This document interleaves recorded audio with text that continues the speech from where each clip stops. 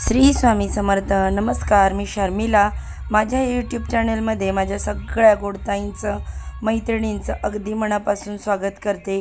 आजचा दिवस तुम्हाला खूप छान जाओ, तुमच्या मनातील सगळ्या इच्छा पूर्ण हो, हीच महाराजांच्या चरणी प्रार्थना करते आणि आपल्या नवीन व्हिडिओला सुरुवात करते. बघा ताईंनो, अक्षय तृतीयेच्या दिवशी आपल्याला काही नियम पाळायचे आहेत, काही गोष्टी आवर्जून करायच्या आहेत या दिवशी आणि काही गोष्टी कटाक्षाने टाळायच्या. तर बघा, शुभ दिवसाचं आपल्याला जसं काही शुभ फळ मिळतं, त्याचप्रमाणे या दिवशी जर काही नियमांचं आपण पालन केलं नाही तर त्याचे अशुभ परिणामसुद्धा आपल्याला भोगावे लागतात. 19 एप्रिल आहे अक्षय तृतीया. अक्षय तृतीयेच्या दिवशी हे नियम तुम्ही नक्की पाळा. नियम म्हणण्यापेक्षा या काही गोष्टी आपल्याला लक्षात ठेवायच्या आहेत. अगदी साध्या सोप्या आहेत, पण या जर गोष्टी तुम्ही पाळल्या तरच तुम्हाला या दिवसाचं संपूर्ण फळ मिळतं. 3.5 शुभ मुहूर्तांपैकी हा एक शुभ मुहूर्त आहे आणि हा दिवस अत्यंत पवित्र आहे. हा दिवस पितरांना समर्पित असतो आणि त्यातल्या त्यात या दिवशी बघा, माता लक्ष्मी, भगवान विष्णूंची सुद्धा आपण पूजा करत असतो. इतकं महत्त्व या दिवसाला आहे.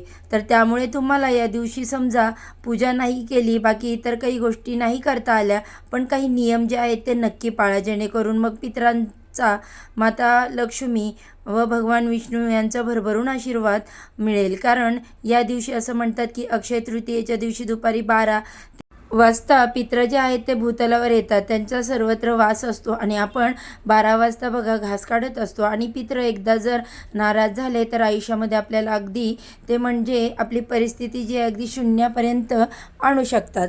कारण पित्र जे आहेत तर ते नाराज झाले ना, एक वेळ देवांना प्रसन्न करणं सोपं असतं, पण पितरांना प्रसन्न करणं खूप अवघड असतं आणि आपल्या काही चुकांमुळे ते नाराज होऊ शकतात. म्हणून अक्षय तृतीयेच्या दिवशी काही गोष्टी आहेत ते प्लीज तुम्ही त्याची काळजी घ्या, जेणेकरून आपल्याला त्याचा भरभरून आशीर्वाद मिळेल.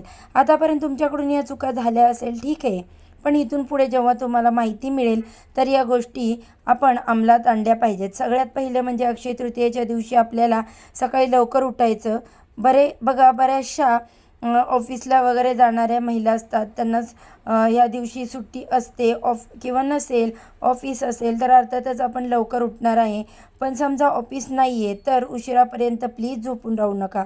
या दिवशी आपल्याला लवकर उठायचं. आंघोळीच्या पाण्यामध्ये गोमूत्र किंवा गंगाजल टाकायचं, किंवा मग पंचगव्य असेल तुमच्याकडे तर नेहमीप्रमाणे मी सांगते तसं ते टाकून आंघोळ करायची.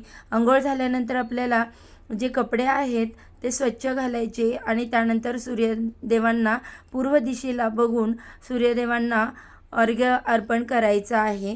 आणि अर्घ्य देताना सूर्यदेवाय नमः या मंत्राचा जप करायचा आहे. तांब्यामध्ये सूर्याला नेहमी अर्घ्य देत जा. इतर स्टीलच्या वगैरे भांड्यांमध्ये पाणी अर्पण करू नका. सूर्यदेवांना पाणी तर बघा, प्रत्येक शुभ दिवशी सूर्यदेवांना अर्घ्य दिलेच पाहिजे, तर रोज दिलं पाहिजे.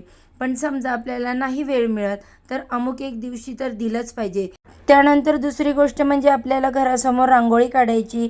देवघरासमोर छोटीशी रांगोळी काढायची. देवांची व्यवस्थित अगदी छान अभिषेक करायचा. देवांना आंघोळ घालायची. देवघर छान फुलांनी सजवून टाकायचं या दिवशी. आणि त्यानंतर बघा, देवघरामध्ये तुम्हाला अखंड दिवस दिवा तेवत राहील असा दिवा लावायचा आहे. बघा, नक्की लावा. बघा, संपूर्ण दिवस मुळात बघा, अक्षय तृतीया या दिवशी मुहूर्त पाहण्याची आपल्याला गरज नसते. हा संपूर्ण दिवस मुळात म्हणजेच काय तर शुभ मुहूर्त मानला जातो. म्हणून तुम्हाला देवघरात दिवसभर तेवत राहील असा दिवा लावायचा.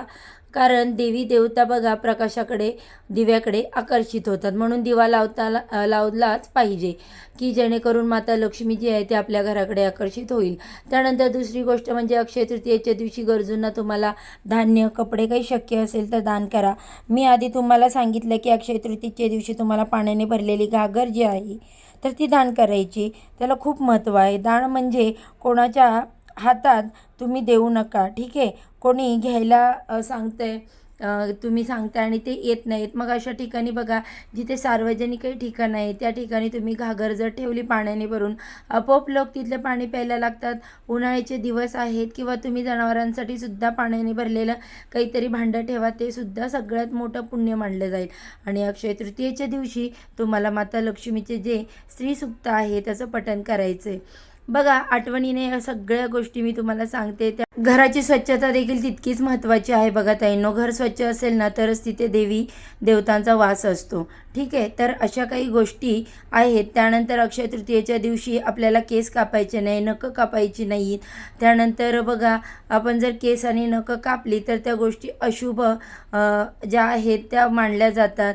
काही शुभ दिवशी या गोष्टी करू नये. आणि यासोबतच सगळ्यात महत्त्वाचे म्हणजे अक्षय तृतीयेच्या दिवशी आपल्याला केरसुनी झाडूची खरेदी करायची आहे. केरसुनी स्वतः स्वरूप माता लक्ष्मीचंच आहे, म्हणून झाडू किंवा छोटी शिराई का होईना आपल्याला खरेदी करायची. त्यानंतर गाईला हिरवा चारा खायला द्यायचा. गाईला तुम्ही काही घरांमध्ये जे शिजलेलं असेल सात्विक अन्न ते देखील खायला देऊ शकता, कारण गाईच्या पोटी 33 कोटी देवांचं स्थान आहे असं मानलं जातं. गाईला घास दिले म्हणजे अक्षय तृतीयेच्या दिवशी तुम्ही काही नवीन कामाची सुरुवात करताय, नवीन गुंतवणूक, नवीन बिझनेस करताय, नवीन काम नोकरी शोधताय किंवा सुरू करताय, तर त्यासाठी हा दिवस अतिशय शुभ मानला जातो. कारण या दिवशी मुळातच खूप महत्त्वाचा मानला जातो. म्हणून महिलांना जर मासिक धर्म असेल तर घरातल्या पुरुषांनी या गोष्टी केल्या तरी पण चालेल. कारण बघा, असं काही नाही की घरातल्या स्त्रीनेच नेहमी केलं पाहिजे. पुरुष मंडळी, घरातली मुलं मुलीसुद्धा करू शकतात. ठीक आहे, फक्त आपल्याला सुतक वगैरे असेल तर काही गोष्टी करता येणार नाहीत. मग तुम्ही दान वगैरे करू शकता, असं काही नाही सुतकामध्ये दान वगैरे नाही करायचं. त्यानंतर दुसरी गोष्ट म्हणजे अक्षय तृतीयेच्या दिवशी आपल्याला दुपारी झोपायचं नाही. घरामध्ये समजा आजारी व्यक्ती, गर्भवती महिला असेल तर त्यासाठी हा नियम नाही.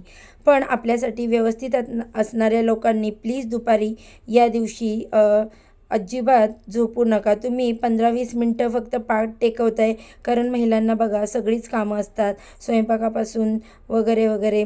तुम्ही जर 5-10 मिनिट पाठ टेकवता तर ती गोष्ट वेगळी आहे, पण अगदी 2-2, 4-4 तास दुपारी झोपू नका. त्यानंतर सगळ्यात महत्त्वाचं, अक्षय तृतीयेच्या दिवशी आपल्याला मांसाहार करायचा नाही. मांसाहार, मद्यपान या गोष्टी अजिबात करायच्या नाही. घरातील स्त्री सगळं काही असते आणि ती व्यवस्थित करत असते, आणि पुरुषांना जर असं वागलं तर त्यांना काही अर्थ उरत नाही. स्त्री आपल्या घरासाठी काहीतरी करत असते, म्हणून प्लीज एक दिवस तरी आपल्याला या नियमांचे पालन करायचं आहे. त्यानंतर अक्षय तृतीयेच्या दिवशी घरामध्ये भांडण, कटकटी, वाद, शिवीगाळ होणार नाही याची काळजी घ्यायची.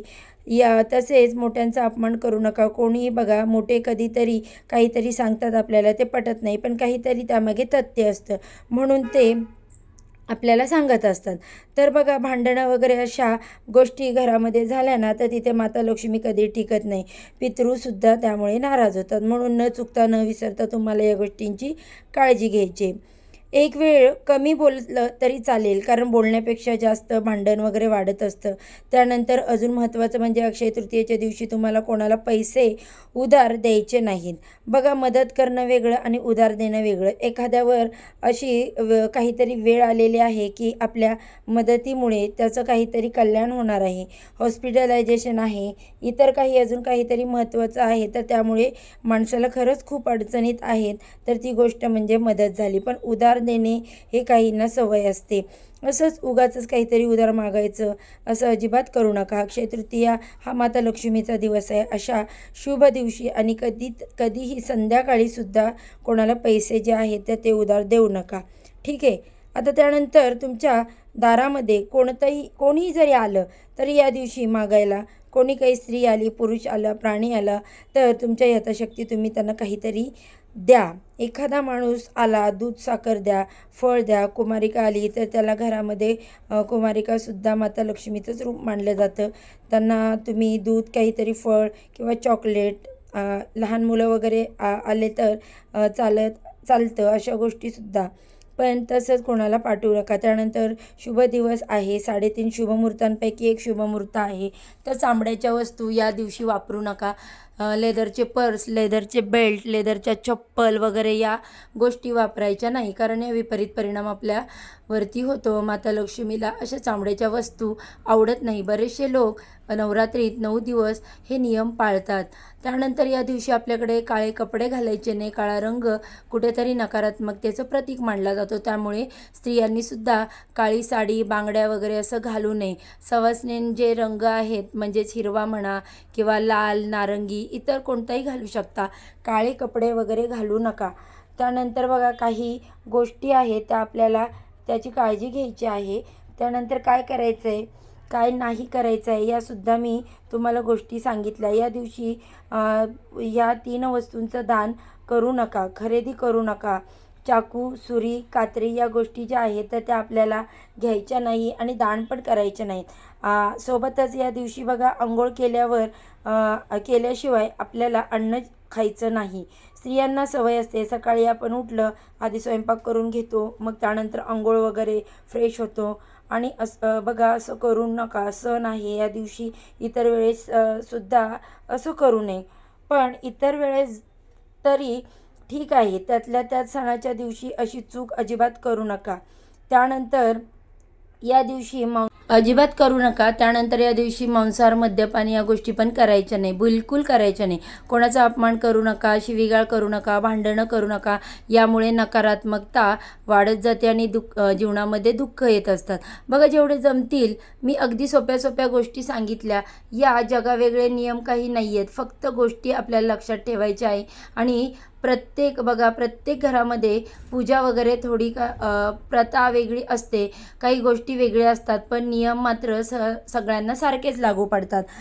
या म्हणजे बघा अगदी आपलं वागलं कसं पाहिजे, काय गोष्टी टाळल्या गेल्या पाहिजेत, ही माहिती मी तुम्हाला व्हिडिओमध्ये दिलेली आहे. आणि अक्षय तृतीया ही तिथी फक्त पितरांना समर्पित नसून माता लक्ष्मी, भगवान विष्णूंना सुद्धा समर्पित आहे. त्यामुळे जमेल तेवढी छोटी मोठी सेवा करायची. मोबाईलवर तुम्ही बघा पितृअष्टक लावा, तसेच माता लक्ष्मीसाठी श्रीसूक्त लावा, विष्णू सहस्त्रनाम लावा, जेणेकरून घरामध्ये सकारात्मक ऊर्जा पसरते आणि मग घरामध्ये भांडणं वगैरे आपोआप होत नाहीत. अशा आपण गोष्टी केल्या तर त्याचा आपल्याला खरंच खूप फायदा होतो. बघा अक्षय तृतीयेच्या दिवशी कुठल्या नियमांचं आपण पालन केलं पाहिजे, काय टाळलं पाहिजे, काही नाही, ही अत्यंत महत्त्वाची माहिती मला तुमच्यापर्यंत पोचवायची होती. माहिती आवडली असेल तर व्हिडिओला लाईक करा, शेअर करा. आपल्या चॅनेलवरती नवीन आला असाल तर सबस्क्राईब करायला विसरू नका. सर्वांना श्री स्वामी समर्थ.